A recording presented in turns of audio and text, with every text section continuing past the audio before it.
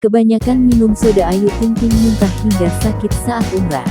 Ayu Ting Ting melaksanakan ibadah umrah pada akhir Mei tahun 2022 bersama keluarga besarnya. Meski berjalan lancar, namun dia dikabarkan sempat sakit di tanah suci. Ayu Ting Ting menceritakan soal ibadah umrah yang dijalaninya. Ditemui di kawasan Transmedia pada Senin, tanggal 13 Juni tahun 2022, Ayu tampak mengenakan kerudung hitam.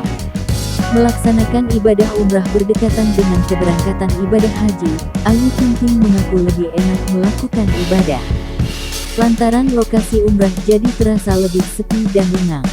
Kemudian, ibu satu anak itu mengungkap dirinya sempat jatuh sakit setibanya di tanah suci. Hal tersebut dikarenakan sebelumnya ia sempat kurang enak badan dan cuaca di sana yang sangat panas. Biasanya, Ayu Ting Ting dan keluarga melaksanakan ibadah umroh pada akhir tahun saat cuaca tidak begitu panas. Setibanya di tanah suci, karena merasa sangat panas, Ayu Ting Ting mengaku meminum soda dalam jumlah banyak. Mulai dari situ, ia jatuh sakit. Walaupun begitu, ia hanya jatuh sakit selama sehari saja dan dapat melaksanakan ibadah umroh keesokan harinya.